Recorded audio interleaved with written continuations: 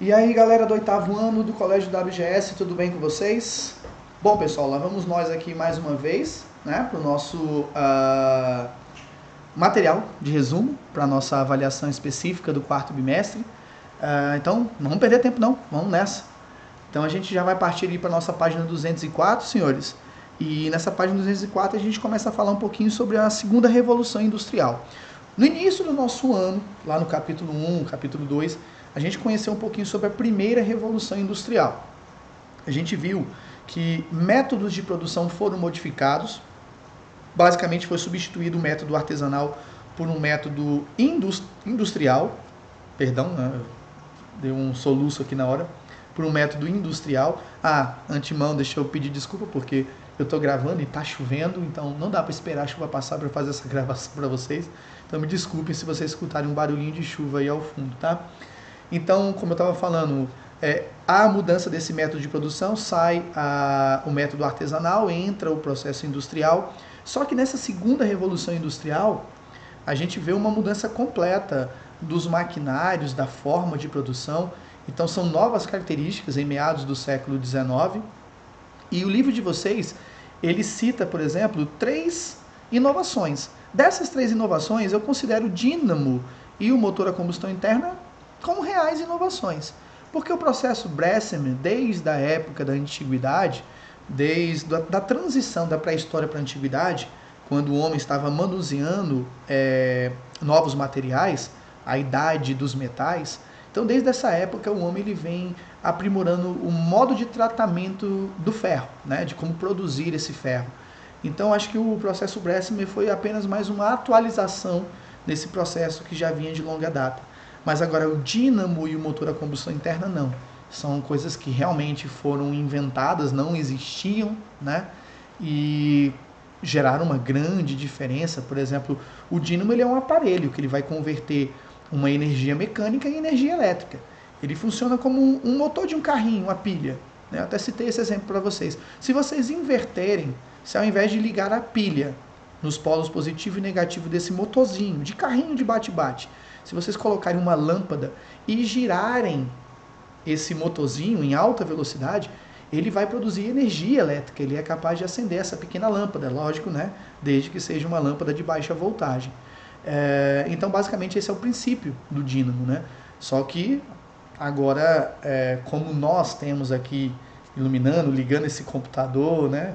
O aparelho de vocês, nós temos gigantescos dínamos dentro dessas usinas. Aí tem usina hidrelétrica, usina termoelétrica, usina que utiliza, por exemplo, energia nuclear. Enfim, existem diversos modos de conseguir movimentar esses grandes dínamos, essas grandes turbinas geradoras de eletricidade. Então essa é uma grande invenção. E a outra, o motor a combustão interna, né? Existia o motor a combustão externa, que é o chamado motor a vapor. Ele equipava principalmente as locomotivas que são conhecidas hoje, né, como Maria Fumaça, que na verdade não é fumaça, aquilo lá nada mais é do que o vapor, né, da água. Mas esse vapor movimentava engrenagens de maneira mecânica, só que agora nós temos um motor de combustão interna. O trabalho ele acontece dentro do motor. As explosões, a queima de combustível acontece dentro do motor. E isso fez com que esse motor pudesse ser num tamanho bem menor e numa potência bem maior, além de se tornar possível o transporte dele, né, dele poder ser portátil, né? E justamente é através dessa criação desse motor interno que os veículos, os automóveis e o avião também acaba sendo inventado e, enfim, né, revoluciona os métodos de transporte. Outro item importante nesse nosso resumo, ele vai estar na página 206. Ele fala sobre a era do capitalismo financeiro. Basicamente acontece o seguinte: a produção ela tem que atender uma demanda e a população ela é cada vez maior, tá?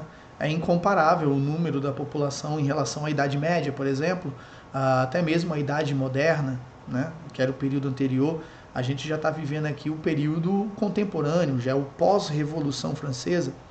Então, a demanda por produtos ela é muito grande. Então, os processos industriais eles têm que acompanhar essa demanda. E nem todos têm um capital, ou seja, não têm dinheiro para poder fazer com que as suas indústrias cresçam na mesma proporção que a necessidade. Então, se recorre a empréstimos, se recorre a bancos. Então, vai surgir então o chamado capital bancário, que é justamente as empresas carentes de capitais para financiar essa tecnologia, elas vão pegar o dinheiro emprestado com o banco, mas o banco não quer apenas uma garantia do pagamento do empréstimo. O banco quer participar também desse lucro. Para o banco não é interessante, eu até falei para vocês em sala de aula, para o banco não é interessante tomar essa empresa como garantia de pagamento. O banco ele é especializado em mexer com o dinheiro. Se ele empresta o dinheiro para uma empresa que constrói motores, o banco não entende de construir motores, então ele não quer ter esse trabalho, e muito pelo contrário. Ele vai ter um trabalho enorme de ter que vender essa empresa para poder recapitalizar o dinheiro investido, emprestado. Então, na verdade, a melhor solução para esses bancos é não tomar essa empresa, mas sim fazer parte dessa empresa, poder usufruir justamente do lucro dessa empresa. Então eles vão fazer uma chamada fusão. Eles vão fundir-se em bancos e empresas por meio da compra das ações. Então o banco vai ser um pequeno dono de um pequeno pedaço dessas empresas. Então conforme essa empresa cresce, maiores são os ganhos desse banco. E é claro, ele ainda recebe o dinheiro que emprestou de volta, né? Então vamos dizer assim que ele tem duas modalidades de lucro: o pagamento do empréstimo com juros e a participação nos lucros dessa empresa. Então surge aí esse chamado capital bancário. E é claro também que acaba que esse processo, por exemplo, no caso dos bancos, esse capital bancário, ele vai proporcionar o que nós vamos conhecer como oligopólio, que basicamente é uma empresa que atua em diversos setores. Então vamos colocar o banco como o dono de uma holding, que basicamente é uma empresa que tem empresas, né? Então vamos considerar o banco como uma holding. Então ele pode ser dono, por exemplo, de um pedaço de uma empresa que constrói motores, ele pode ser dono de um pedaço de uma empresa que fabrica tecidos, ele pode ser um dono de um pedaço de uma empresa que constrói prédios. Então são setores completamente diferentes, mas que todas elas acabam tendo a participação desse banco. Então esse banco acaba criando um chamado oligopólio, ok? Outro ponto importante aqui da nossa revisão vai estar na página 207, eu vou falar um pouquinho sobre a expansão imperialista. Por que eu preciso falar sobre isso? Porque basicamente isso aqui vai substituir o antigo mercantilismo. Então o imperialismo ou neocolonialismo são novas formas de dominação sobre outros territórios. Por que novas formas de dominação? Porque o mercantilismo ele foi presente, né, foi atuante das grandes navegações em meados do século XV até o século XVIII. A partir ali do século XVIII, vários países passaram pela experiência da independência. Então, você não pode mais tentar controlar ou dominar um país utilizando os mesmos métodos de séculos anteriores. Então, você precisa influenciar esses países. E outra coisa, antes a necessidade de você dominar esses países era para você ter acesso às riquezas dele, através do metalismo, e também de ter produtos que você pudesse comprar por baixo preço e revender na Europa, né, tirando um lucro. Agora não. Agora a necessidade de você influenciar e ter o domínio sobre esses países é porque eles vão se tornar mercado consumidor. Você agora, como um país rico e industrializado, você está produzindo em larga escala. E você precisa vender isso para alguém. Então, se você tiver um país que obrigatoriamente tem que comprar produtos de você, isso facilita os teus negócios. Então é por isso que o neocolonialismo surge através dessa demanda aí, que é muito importante. Mais um item agora é a partilha da África. Porque, parando para pensar nessa questão de dominação, desse novo método, né, do neocolonialismo, acontece uma coisa absurda no continente africano e no continente asiático, que é simplesmente a divisão desses territórios em áreas de influência para países europeus. Isso vai acontecer na Conferência de Berlim, tá? Onde as nações europeias definiram as regras de ocupação no território da África e da Ásia. É basicamente o seguinte, fala, olha, África e Ásia, nós vamos dividir o seu território, tá? Então, uma parte de vocês vai ficar sob domínio da Inglaterra, outra parte de vocês domínio da França, outra parte vai ficar com a Itália, outra com a Alemanha. E ninguém perguntou nada para as nações africanas e asiáticas se eles queriam isso.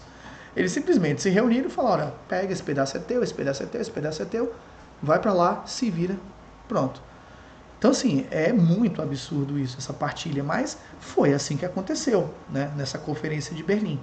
E o resultado disso é que grande parte das nações, principalmente aquelas que tinham maior rentabilidade, aquelas que tinham maiores riquezas, acabaram ficando sob domínio inglês, que vocês veem aqui no livro em amarelo.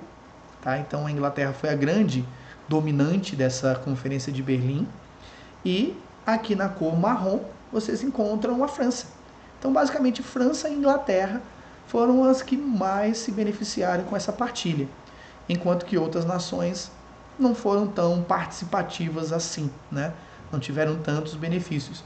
Entre as nações que não vão ter tantos benefícios, nós vamos encontrar duas nações que vão fazer um enorme barulho no século XX, a Alemanha e Itália.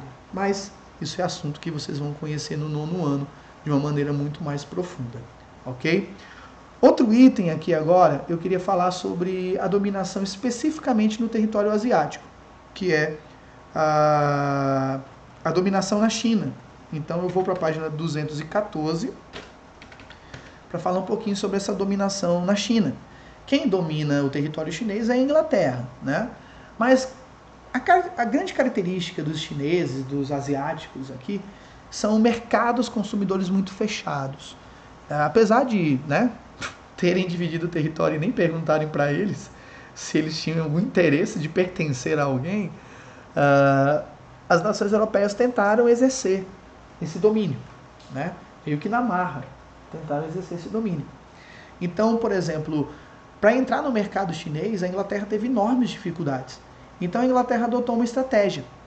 Ela entrou no mercado chinês utilizando um produto que inicialmente era um produto, era um medicamento, vamos dizer assim, né? Ele era um remédio, mas que causava vício e acabou sendo utilizado como droga pelos chineses, que foi justamente o ópio.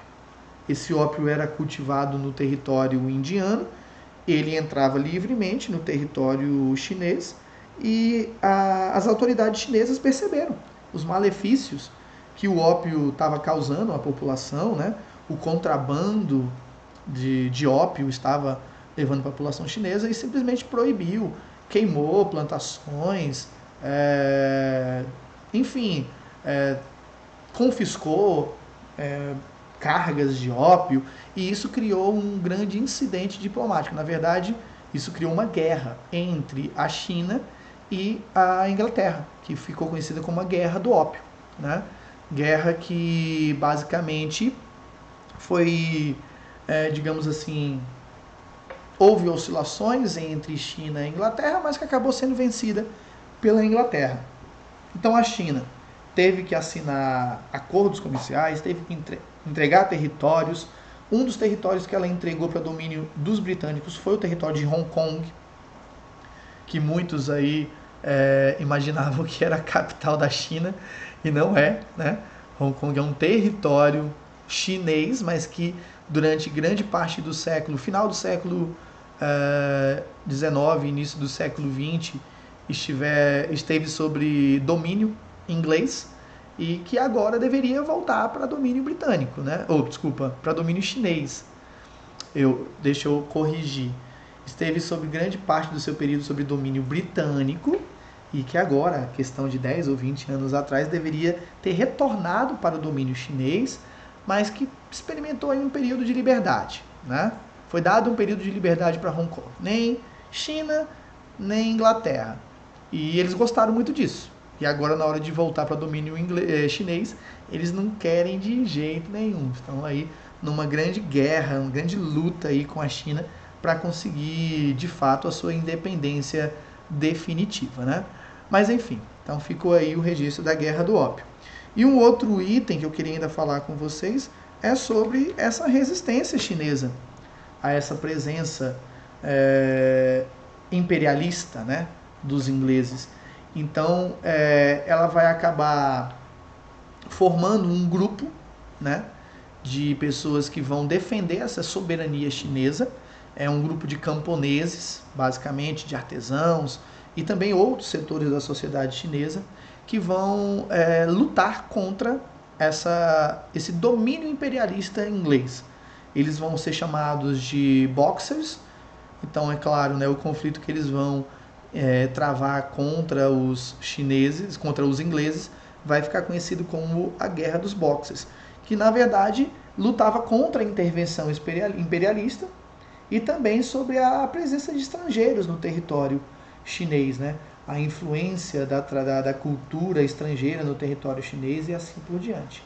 Então, essa organização, esses camponeses criaram uma sociedade chamada Sociedade dos Punhos Harmoniosos e Justiceiros, e tudo isso era uma forma de combate e preservação da cultura chinesa, né, contra a imposição dos europeus sobre a sua cultura em relação à China.